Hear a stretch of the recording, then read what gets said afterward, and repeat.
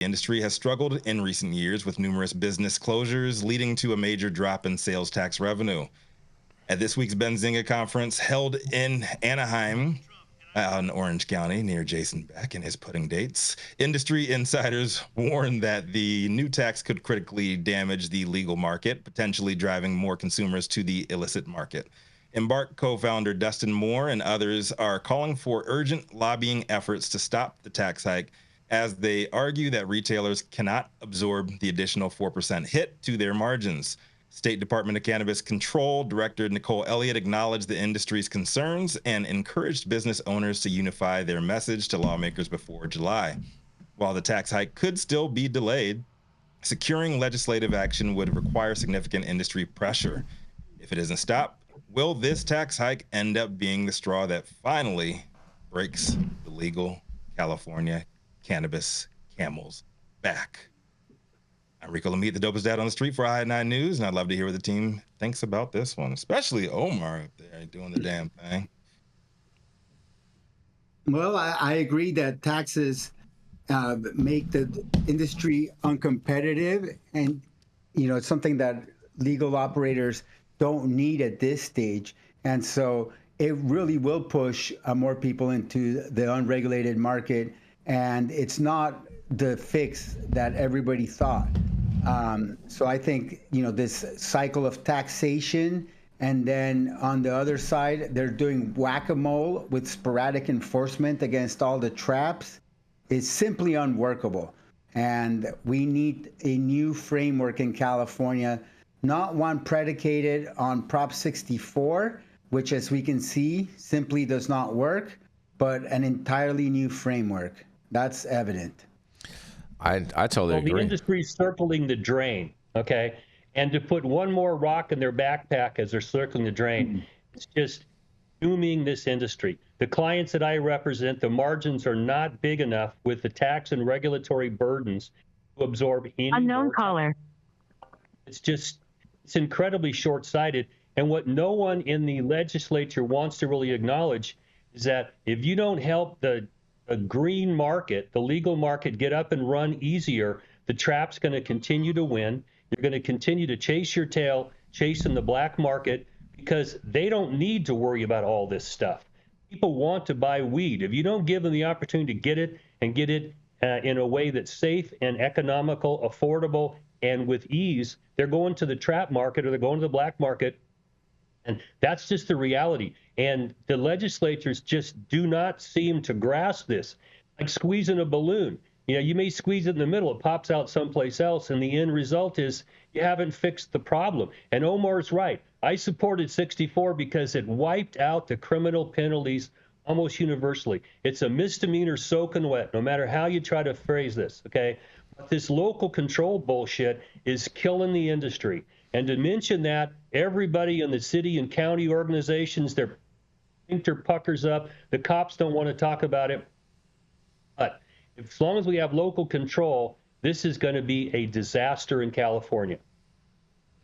I agree with you 100%, Dale. As long as we have local control, it'd be a total disaster. But I'll tell you what you can do if you want to avoid all these taxes. You can head over to www.paradygummy.com and order your D9 gummies right now without any of that type of taxation, just basic old sales tax. Just saying. And there it is. The newly lipstick on the pig trap market is let's buy the stuff on the internet. Just buy it from the internet. We'll ship it straight to your door. Boom. My God, what is this, bro? What is in front of me? Oh man. Mm-hmm. And shout out to the Call Memo, who's threw in a super chat already today. Thank you so much. The Call Memo says, "Happy Hump Day," or Hemp Day. It's Hemp Day now, he says. Oh boy. It is Hemp Day. Yeah. It's Hemp Day, baby. Has more issues on the horizon. It's Hemp Day, man. Make sure you head over to Parody Gummy, order you some today. I don't know, man. Like more cannabis taxes, more gas taxes, more everything. They're taxing everybody the fuck out of the state right now. Like, this is not good. Yep. Well, the state's still mostly blue, so. No, it's not.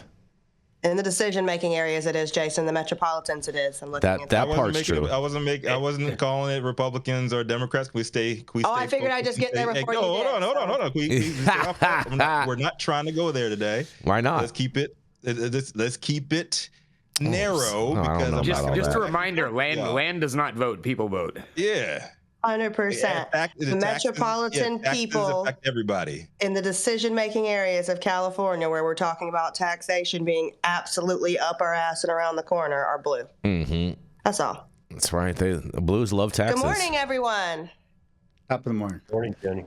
Fair enough. Look at that. Let's not pretend like taxation isn't a very appealing argument for legalization, particularly to the conservative No, side. 100%. 100% it is. 100% it is. When we're looking at California and we're literally stacking taxes, right? We're paying gross tax on our excise tax, and we're taxing at every level, the same tax for every operator on the same exact product that was already taxed at the previous level. It's a little bit egregious, and I understand that that's a great reason. And you were in Colorado as well, Sohum, so we see the signs where we can see where the tax money has actually gone back to enrich the community and build parks and fix these areas like Trinidad and Pueblo that were old, steel mining towns that aren't steel working towns that weren't necessary anymore, and save those people.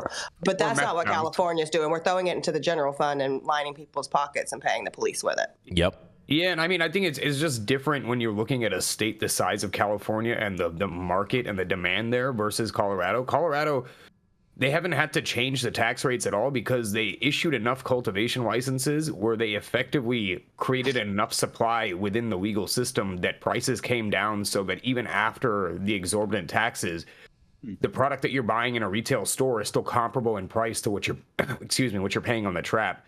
California is just so much bigger, but that's not the same workable solution. They have to do something to address the taxes, and it's unbelievable to me that so many seemingly intelligent people that work in and around the government can't seem to figure out that the only way to get rid of the trap is to reduce taxes and make retail product comparable in price.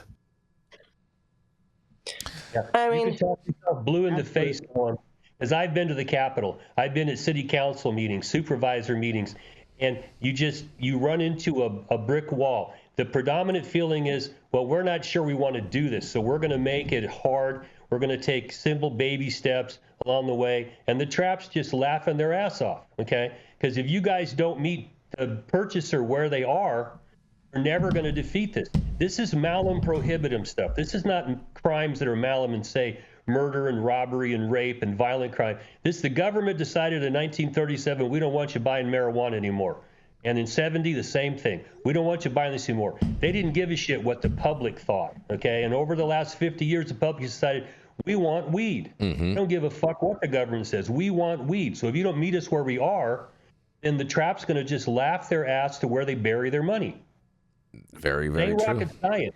You tell them all the time as much as you want. I tell these lawmakers that you piss and moan a lot about the liberals wanting to tax and regulate everything, but when it comes to marijuana, what do? You tax and regulate the shit out of it, okay? So now what's the answer?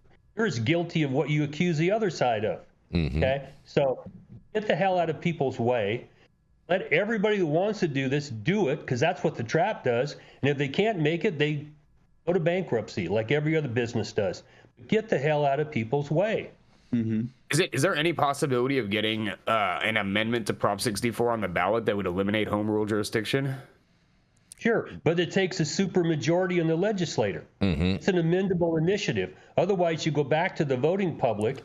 That's what I'm saying on the ballot, though. And the League of Cities is never going to support that, so you're never going to get that to happen through the legislature. It would only happen through a ballot initiative. Yeah, that's what I'm saying, by ballot initiative. And no one in California in weed has enough money to pay for it anymore. And nobody wants to fix, broken Prop 64, so it wouldn't be an amendment. It would be like, it'd be a new proposition, yeah. Yeah. Yeah. I think Dr. Dre and Snoop Dogg. I think Dr. Dre and Snoop Dogg will be down for fixing the broken 64. Oh boy. Maybe. Well, if it took one billionaire to break everything, maybe another billionaire can fix everything. Or do we have? I have more faith in the people than in billionaires. I mean, I don't. But nonetheless, we're going to go to a commercial and we're going to be right back.